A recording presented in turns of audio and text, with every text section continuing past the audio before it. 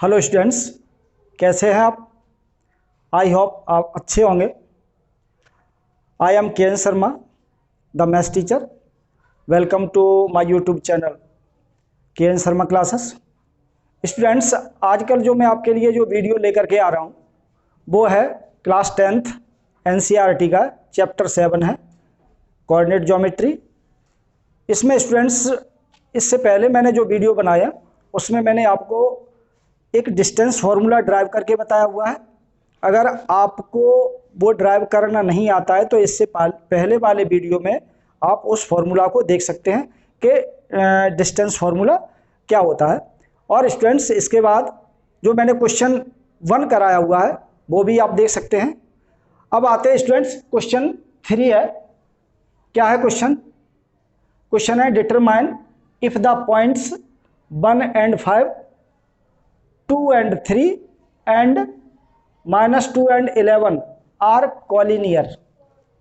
देखिए स्टूडेंट्स, हमें जब हम इस क्वेश्चन को पढ़ते हैं तो उस क्वेश्चन को पढ़ करके हमें एकदम क्लियर हो जाता है कि कॉलिनियर क्या होता है।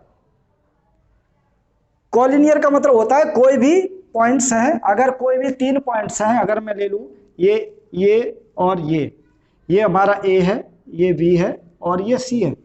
अगर ये कॉलिनियर होंगे तो ये एक लाइन में आएंगे। क्या आएंगे?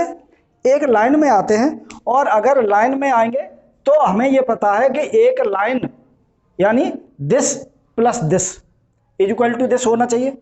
मतलब कहने का कि अगर ये लाइन बन रही है और अगर ये लाइन बनती है तो इतना पार्ट प्लस इतना पार्ट इज इक्वल टू ये पूरा पार्ट होना चाहिए। स्टूडेंट्स, उसी तरीके से यानी इसका मेन फंडा यही है। क्या है कि हमें इसमें डिस्टेंस फाइंड करनी है ए और बी की, बी और सी की और ए सी की। अगर हम इसकी डिस्टेंस फाइंड करना है और डिस्टेंस फाइंड कर को हमारे पास जो कंडीशन है A B plus B C equal to A C है, इसमें अगर हम पुट कर देंगे तो हमें ये पता चल जाएगा कि ये कॉलिनियर हैं। अगर इक्वल नहीं है तो नॉट कॉलिनियर होंगे। तो स्टूडेंट्स देखिए, आते हैं हमें जो दिए हुए हैं, जो पॉइंट्स दिए हुए हैं वो दिया हुआ है 1 and 5। यानी अगर मैं यहाँ पे लिख दूँ 1 and 5 और यहाँ पे बी के है 2 and 3 और सी के है -2 and -11। ये स्टूडेंट्स हमें ए के कोऑर्डिनेट्स 1 and 5, बी के कोऑर्डिनेट्स 2 and 3 एंड सी के कोऑर्डिनेट्स -2 and -11 ये गिवन है। अब स्टूडेंट्स हमें क्या फाइंड करना है? हमें यह फाइंड करना है कि सबसे पहले ए और बी के जो डिस्टेंस है वो कितनी है। तो देखिए हमारे पास वही डिस्टेंस फार्मूला होता है। तो अगर मैं कहूँ कि ए बी है, ए बी की डिस्टेंस निकालनी है, तो इससे पहले हम देखते हैं कि यहाँ पे हम x1 की वैल्यू लेते हैं। सॉरी, अगर हम यहाँ पे देखें कि x1 क्या है और y1 क्या है और x2 क्या है और y2 क्या है, क्योंकि हमें जो डिस्टेंस फाइंड करनी है वो x1 y1 और x2 y2 जो कोऑर्डिनेट्स होते हैं उनका ही फॉर्मूला में यूज होता है। तो हम पहले इसकी वैल्यू देखते हैं। तो x1 की वैल्यू कितनी है? x1 की वैल्यू 1 है और y1 की वैल्यू 5 है, x2 की वैल्यू 2 है और y2 की वैल्यू 3 है। जब हम a b ले रहे हैं तो यानी a का हम x1 y1 और b को हम x2 y2 लेंगे। क्लियर है? आगे अब हम देखते हैं कि हमारा डिस्टेंस फार्मूला होता है वो क्या होता है। देखिए ए बी इक्वल टू होता है √x2 -x1 का whole square plus y2 y1 का होल स्क्वायर। ये हमारा जो फॉर्मूला है, डिस्टेंस फार्मूला है, वो होता है। और इस फॉर्मूला में अगर हम x1 y1 और x2 y2 और इस तरीके से अगर इसमें वैल्यू रखेंगे तो हम इसकी ए बी की डिस्टेंस फाइंड कर सकते हैं। देखिए वैल्यू रखते हैं तो ए बी इक्वल टू हो जाएगा √ है x2 की वैल्यू है हमारे पास 2 -1 का स्क्वायर प्लस y2 यानी 3 -5 का स्क्वायर। क्या किया हमने स्टूडेंट्स? हमारे पास जो वैल्यू थी x2 की वैल्यू 2 है और x1 की वैल्यू 1 है। उसी तरीके से y2 की वैल्यू 3 है और y1 की वैल्यू 5 है। ये वैल्यू को हमने इसमें पुट करेंगे। अब देखते हैं इसको सॉल्व करके। देखिए ए बी इक्वल टू हो जाएगा, अंडर रूट लगाएंगे, 2 में से 1 लेस करते हैं तो 1 आएगा और उसका स्क्वायर है, प्लस 3 में से 5 लेस करेंगे और 3 में से 5 लेस करेंगे तो ये माइनस का 2 बचेगा, उसका स्क्वायर करेंगे। क्या किया हमने स्टूडेंट्स? हमने 2 में से 1 को लेस किया तो 1 आया और 3 में से 5 लेस किया तो ये माइनस का 2 आएगा, क्योंकि माइनस का नंबर बड़ा है और जब बड़ा नंबर पे जो साइन होता है वही आता है। आगे हम निकालते हैं ए बी इक्वल टू 1 का स्क्वायर 1 होता है प्लस 2 का स्क्वायर यानी प्लस का 4 हो जाएगा। कितना हो जाएगा? 2 का स्क्वायर करेंगे तो माइनस माइनस प्लस हो जाएगा और जब हम ए बी निकालेंगे तो ए बी इक्वल टू हो जाएगा अंडर रूट 5। ये हमारी डिस्टेंस किसकी है? ए बी की। ए बी की यानी ए और बी के बीच की डिस्टेंस कितनी आई है? रूट 5 आई है। इसी तरीके से देखते हैं स्टूडेंट्स, अब हम निकालते हैं बी सी की वैल्यू। अब बी सी में देखते हैं, बी सी में हमारे पास अगर मैं यहीं पे लिख दूं, मान लीजिए लिख दीजिए इसको, अगर हम x1 इक्वल टू 2 ले लूँ और y1 इक्वल टू 3 ले लूँ और x2 इक्वल टू माइनस का 2 और y2 इक्वल टू माइनस का 11। इस तरीके से पहले इनकी वैल्यू लिख लीजिए और जब हम वैल्यू लिख लेंगे तो इसको रखने में आसानी होती है। अब देखते हैं हमारे पास क्या है, बी सी है, तो हम बी सी के लिए भी वही फॉर्मूला लगाते हैं। वही फॉर्मूला होता है x2 माइनस x1 का square plus y2 minus y1 का स्क्वायर।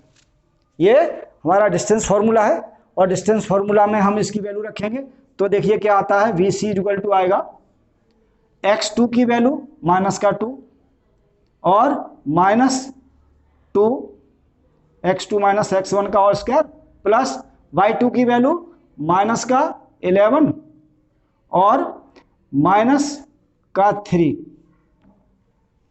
का होल स्क्वायर। क्या किया हमने स्टूडेंट्स? हमने x2 यानी माइनस का 2 था वो रखा है, माइनस x1 है तो 2 है तो प्लस का था इसलिए माइनस का हो गया, प्लस y2 हमारे पास माइनस का 11 है, माइनस का 11 पुट किया हमने और माइनस साइन हम अपनी तरफ से लगाते हैं क्योंकि फॉर्मूला में है और ये 3 है तो 3 आ गया का होल स्क्वायर कर दिया। आगे हम सॉल्व करते हैं इसको। देखिए तो बी सी इक्वल टू हो जाएगा माइनस का 2 तो माइनस का 4 का स्क्वायर हो जाएगा प्लस माइनस का 11 माइनस का 3 तो माइनस का 14 हो जाएगा का स्क्वायर। क्या किया हमने? माइनस का 2 तो माइनस का 4 का होल स्क्वायर हो गया और माइनस का 11 और माइनस का 3 तो माइनस का 14 हो गया। इसका अब हम स्क्वायर करते हैं तो देखिए V C equal to under root में रखेंगे, 4 का स्क्वायर 16 होता है वो भी माइनस माइनस प्लस हो जाएगा और 14 का स्क्वायर 196 होता है। कितना होगा? यानी 14 का स्क्वायर 196 होता है। इन दोनों को अगर हम ऐड कर दें तो देखिए वी सी इक्वल टू कितना हो जाएगा? वी सी इक्वल टू हो जाएगा 6 और 6 12 का 1, 9 1 10 और 1 11 और 1 और 1 2। अब स्टूडेंट्स देखिए हमें ये पता चल गया कि ए बी की डिस्टेंस है √5 और बी सी की डिस्टेंस है √212। इस तरीके से अब स्टूडेंट्स हमें क्या देखना है? हमें ये भी देखना है कि अब ए सी की डिस्टेंस कितनी है, जो इसकी टोटल लेंथ है, और जब टोटल लेंथ होगी तो हमें इसकी टोटल लेंथ निकालनी पड़ेगी। देखिए अगर मैं यहाँ पे इतना इरेज कर दूं तो अगर मैं ए सी लेता हूं, जब मैं ए सी लूंगा तो हमारे x1 y1 कितने हो जाएंगे? x1 और y1 और x2 और y2 कितने होंगे? ए सी है तो ए के कोऑर्डिनेट हमारे 1 और 5 हैं तो हम x1 यानी 1 और y की वैल्यू 5 y1 की। इसी तरीके से c ले रहे हैं तो c के कोऑर्डिनेट्स हमारे पास -2 यानी x2 की वैल्यू -2 और y2 की वैल्यू -11। क्या लेंगे हम स्टूडेंट्स? अब हम AC ले रहे हैं और AC लेकर के हमें ये बताना चाहते हैं कि इसकी टोटल लेंथ कितनी है, A और C के बीच की डिस्टेंस कितनी है। देखिए उसी तरीके से फॉर्मूला हम लगाते हैं। AC इक्वल टू कितना है, फॉर्मूला वही हमारा x2 माइनस x1 का square plus y2 minus y1 का स्क्वायर।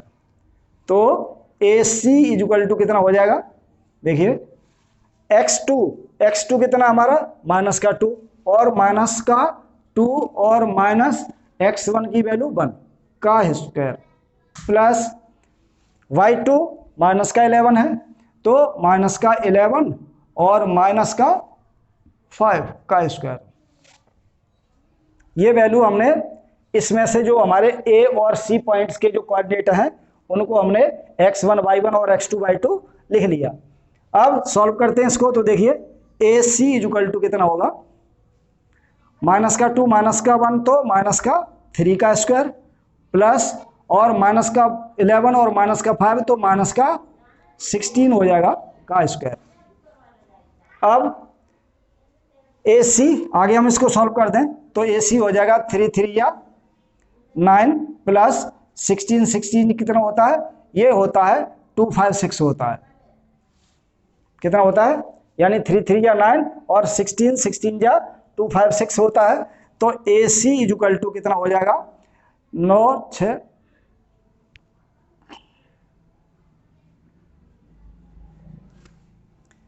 और AB की वैल्यू हमने जो निकाली थी वो हमारे पास ये है। AB हमने निकाली थी √5, AC निकाली है √265 और BC इक्वल टू है 212। अब हम ये देखते हैं स्टूडेंट्स, ये तो हमें तीनों की वैल्यू पता चल गई।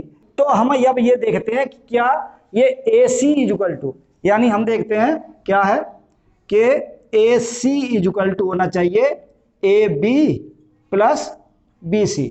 कितना होना चाहिए, अगर ये ऐड करने पर यानी AC AB और BC को ऐड करने पर अगर AC के इक्वल हो जाता है तो हम कह सकते हैं कि ये जो है कॉलिनियर होंगे, अदरवाइज ये कॉलिनियर नहीं होंगे। देखिए AC के कोऑर्डिनेट्स हमारे कितने हैं, √265 इक्वल टू AB कितना है हमारे पास √5 है और प्लस BC कितना है √212 है। अब देखिए स्टूडेंट्स, हमें ये पता है कि जो रूट वाले नंबर होते हैं वो रूट वाले नंबर हम कब ऐड कर पाते हैं, जब उनके जो रूट वाला नंबर सेम हो। क्यों? क्योंकि यहाँ पे √5 है और यहाँ पे √5 इसमें ऐड नहीं हो सकता। जब ऐड नहीं हो सकता तो हम कह सकते हैं कि AC is not equal to AB plus BC। तो हम लिखेंगे hence they are not collinear, यानी ये हम बताएंगे कि ये कॉलिनियर नहीं है। क्यों नहीं है? क्योंकि हमें ये पता है कि अगर पूरी डिस्टेंस है और अगर A और C की डिस्टेंस हमें क्लियर हो चुकी है और AB और BC इसके इक्वल नहीं आ रहा है, अगर AB और BC इसके इक्वल नहीं आ रहा है तो इसका मतलब ये है कि ये तीनों एक सीधी रेखा में नहीं होंगे। और जब सीधी रेखा में नहीं है तो हम इसको लिखेंगे कि AC is not equal to AB plus BC, यानी हेंस हम कह सकते हैं कि दे आर नॉट कॉलिनियर। तो स्टूडेंट्स, इस तरीके से हमने जो डिस्टेंस फॉर्मूला था उसका यूज किया और उसका यूज करके हमने इन तीनों पॉइंट्स को बता दिया कि ये कॉलिनियर नहीं है। Thank you.